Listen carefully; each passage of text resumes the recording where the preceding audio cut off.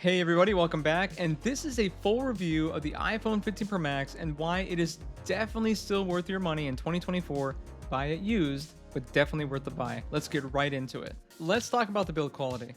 Look, this is an Apple device. Apple is always top notch when it comes to build quality. You get a beautifully curved titanium build. This just feels amazing in the hand. Also, you're going to get great water and dust resistance at IP68. You're going to get Corning made glass in the front and the back. It doesn't weigh that much. It's about 221 grams. I think they designed it very well. They hit it right out of the park. It is a great looking and very high quality device. I still prefer the display of other Android phones such as the S24 Ultra, which has that anti-reflective coating.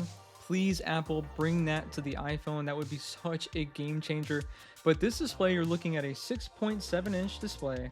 It's LTPO, Super Retina, XDR OLED, 120 Hz, HDR10, about 1000 nits of brightness, and when you're outdoors in the sun, you're getting 2000 nits of peak brightness. Now, that isn't that much compared to the Google Pixel 9 Pro XL that just recently came out with 3000 nits of brightness, and the S24 Ultra with 2600 nits of brightness. But this does perfectly fine outdoors. This display is beautiful. Now, one thing to mention, remember this is coming from an Android fanboy. I do not like the dynamic island. I hate watching content in full screen, and I have a freaking bubble right there in the middle of my screen. It's not the same as like a pinhole on the S24 Ultra or the Google Pixel 9 Pro XL. When you're using the iPhone 15 Pro Max, you notice it. Now let's get into the camera. I've said this time and time again, I'm not a professional, but here are the specs. I'll put them on the screen right there.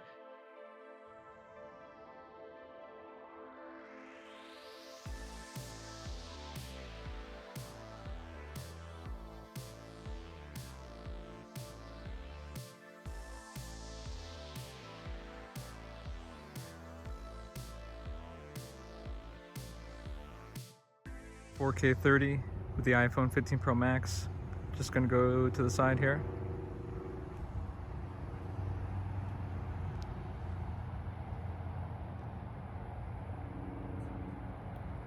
Using the zoom that's available to me here is the 2x, 5x, and we'll just go ahead and we'll zoom right into that box with 15 times zoom. Back to 1, a 0.5 wide angle. 1, 2, 5, 1, and I'm just jumping up and down a little bit. Okay, I'm just jogging in place, moving around, stabilization. And here is a speaker test for all you mad lads who do not use headphones.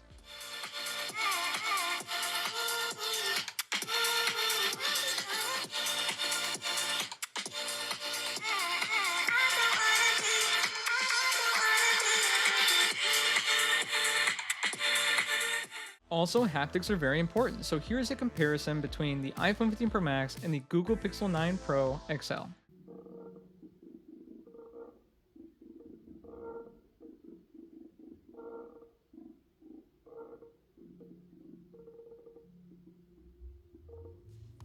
Okay, we got to that pesky problem which I personally am not a fan of as an Android user, that is the dynamic island. But with that said, the dynamic island is a terrific software solution for a hardware issue. Here are some of the things that I personally use and I think are very useful. Let's talk battery. The battery in this phone actually isn't as large as something like the S24 Ultra. You're looking at a 4441 milliamp hour battery, and that's comparing it to the 5000 milliamp hour battery of the S24 Ultra. And you're still getting between 10 and 12 hours of screen on time. This phone's battery is incredible. Now let's talk performance. Look, it's an iPhone, okay? It is incredibly fast. You're looking at an A17 Pro, and that's a 3nm chip. You're looking at 4nm chips with the Google Tensor G4, as well as the Snapdragon 8 Gen 3. So, Apple does it the best in the business, okay? This is an incredibly fast device. But here's the thing, it's an iPhone. So if you have an iPhone 14 Pro Max, a 13 Pro Max, a 12 Pro Max, those devices are probably just as fast in terms of user experience as this device. If you're looking to upgrade from your 14 Pro Max, even your 13 Pro Max, I wouldn't. Another thing to note is that with software updates, looking at the Pixel as well as the S24 Ultra, you're getting 7 years of promise, security, and software updates. With the iPhone, you're actually getting around 5 years of security and software updates. So let's get into the overall software experience. Software wise, it is incredibly fast, but I want to talk about some of the specific things that came out with the iPhone 15 Pro Max. So something like the action button. It really does give you way more functionality, and it makes your iPhone a tool instead of just a fancy device. So here's some of the things that I personally use the action button for, but like go on Reddit, go on other websites, people are writing like full on macros and then doing the craziest of things with this action button. So don't limit your use to what I'm showing you. There's so many things that you can do with the Apple shortcuts that honestly, there really isn't a whole lot of limits when it comes to what you can do with the action button. Another thing that I absolutely just love is how you can turn a regular photo into a portrait photo. It is so well done that I couldn't notice the difference between a true portrait photo and then one that was manipulated to look like a portrait photo. USB-C. So they did finally switch over to USB-C. They did that out of the goodness of their hearts because they love us and love the consumers.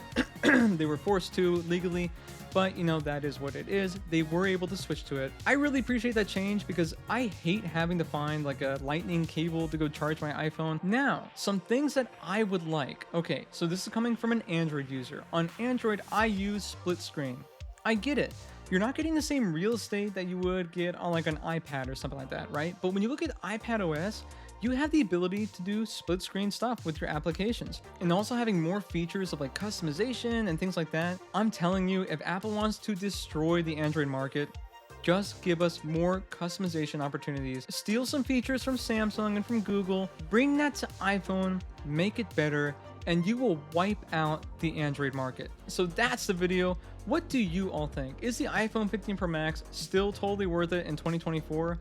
Look down below, hit the like button please, or the dislike button if you disliked it, and subscribe for more, and I will see all of you next time.